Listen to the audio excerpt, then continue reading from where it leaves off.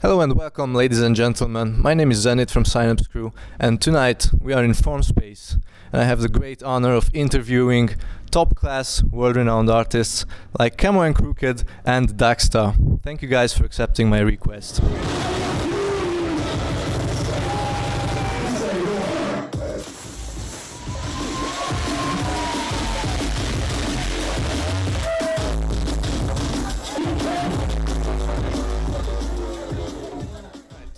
You guys have been touring across Australia, New Zealand and the United States. How does it feel like to be back in Romania? We have been playing in Cluj a lot of times now. You know, there's the Untold Festival, Electric Castle, and of course the Form Space.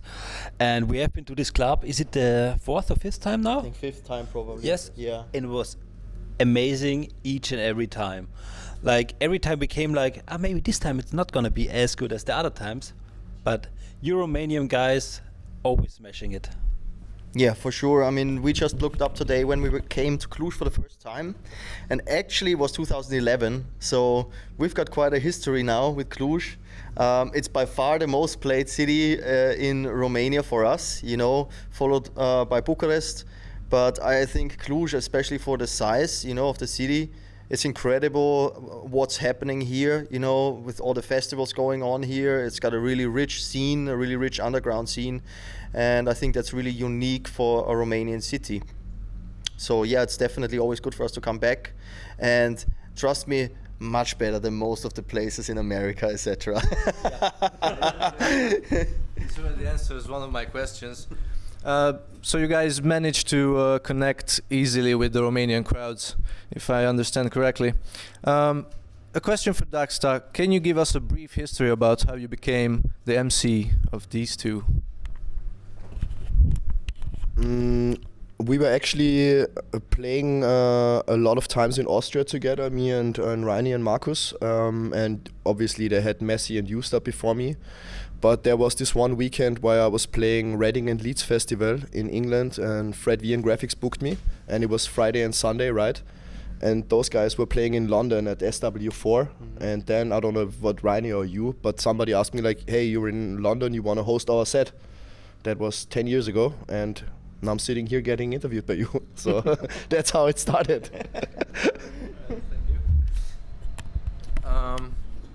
What is your favorite interaction type with the crowd, guys?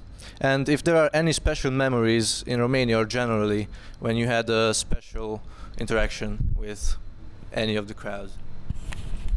I think, you know, let the music do the talking, I guess, is the main interaction between the crowd and us. And you got to read the crowd a little bit, you know. Obviously, you play different stuff at festivals than you would play in a club.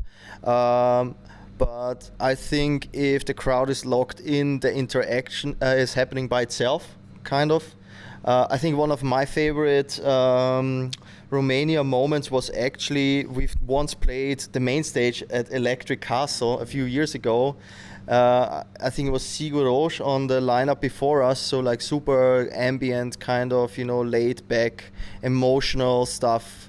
Icelandic band, we loved to listen to them, and then us, you know. And it was raining hard, I remember, but there were like 18,000 people, I think, on the main stage. It was epic, you know. And it really shows that the Romanian crowd is up for like any sort of music. They are really locking in with you, and they are appreciating the music. Yeah, I think when you play like in the UK, it's like you're one of a lot. You know, there's a party happening every other weekend with big headliners. But when you come here, you feel like the people are more thankful and giving. It's a nice and mixed crowd. There are some ladies around. It's just nice, you know. You can look every one of those guys in the face, and they're happy to be here and celebrate the music with you. And that's something special. And it got a little bit rare nowadays, you know, that you come to a party and you feel like everyone's really locked in and happy to be here and well, partying with you for 90 minutes straight. So lots of appreciation. That is true. We send you lots of appreciation. Thank you for being in our city. Next question is, how does your teamwork function, and how do you guys complement each other's skills and visions, since you work in team a lot, I bet? You know, it's something that we don't even think about anymore nowadays because we all know our strengths and weaknesses. So we try to complement each other. It's kind of a symbiosis between us, you know, between the two of us, obviously in the studio, but also between the three of us on stage. I think it's something that you just learn over time. It kind of becomes a routine. I mean, we've been making music together now for 18 years. Can you give example about the weakness and the strength? Yeah, I mean, of course, you know, like Reini has always been strong with like finishing stuff and arranging stuff. He sees the bigger picture. Just love like sound design, technical stuff, starting stuff and writing melodies, you know. And I think I would never finish a track without Reini. So I don't think we could imagine a solo career by ourselves. It's just nice, not only in the studio but in general, to have somebody that you can kind of rely on, and you know you can share pain and happiness at the same time. And also that's one of the reasons why we brought Daxta with us, because you know it is a different vibe if you bring somebody with you that is kind of like your bro, you know. We've toured with other MCs before and they were also great, you know. We had Dynamite and U-Star and Messi. The thing with Daxta is though, the banter, the fun and the jokes is much more important sometimes, you know, than a name, than like a billing name or whatsoever. And so I think the touring company between us is great. It's a team, and yeah, it's a running team, it's a working team. Don't want to change anything about it, you know. Yeah, that's the thing. We're still having fun playing and accepting gigs. It doesn't feel like work, but just because we are family on the road, so it's like it's good. Like we meet each other on a Friday. We're like, yeah, let's go, and not like another job needs to get done. All right. So it's strong brotherhood between of you, but it still happens that you guys have to play solo, just like your electric set last year. What does it feel like, guys, when you are separated, either needlessly, or what does it feel like to play alone after all these years? Whenever it happens, rarely. I mean, for Electric Castle, I was having COVID. Yeah. So I needed to stay at home. The thing is, the set is kind of concentrated for two people. So when you play it alone, kind of like, or jam around it, it is quite stressful. But as we like the competition and just like the challenge, and I think it's fun to play alone on a good show. But when you hit a bad show alone, it's pain. I hate playing shows alone, honestly. I mean, actually, Electric Castle was great and everything went really great, but it was super stressful, you know, because obviously Reini did not know until the very last day if he can make it or not, but he still didn't feel great. And I think we went somewhere the week after, and it was quite important, so he did not want to infect all of the other ones. And you know, I always feel like when one of us goes alone, there's a lot of shit piling up and a lot of things happening that shouldn't. For example, there with the flights being cancelled, and you know, basically us being the only international artist arriving at Electric Castle and performing in the end. And then there was another one where we had a big tour already like lined up, and then DMB All-Stars asked us to play at the festival, and there was an Austrian tour Austrian show as well, and we're like, we could do both, and then I just fly to the States afterwards. So we did that, and as you know, as the universe wanted it, the flooding happened in Austria the day after, and it was terrible. And the show, like, nothing worked. You remember, the CDJs kept screwing up, and it was just a nightmare. So for me, I never ever want to play solo. Honestly, I hate it. I just hate it. All right, guys. Any advice for upcoming artists, DJs, producers, and MCs alike, in a few words? Be patient and follow your heart. Yeah. Don't chase the cloud. Chase a vision. Don't fall for trends and hypes, and especially not social media. I think find a sound for yourself. Keep refining your sound, and you know, really do what you are happy with, because if you are happy with it, then it's going to reflect on other people as well, because we're all kind of similar in a way, you know. And I think have patience. That's the most important thing, honestly. This scene, or like this kind of job or passion, it's not even a real job in my opinion. It takes time, you know, to master it, and we've been doing it for 20 years and we haven't mastered it, you know. Being yourself.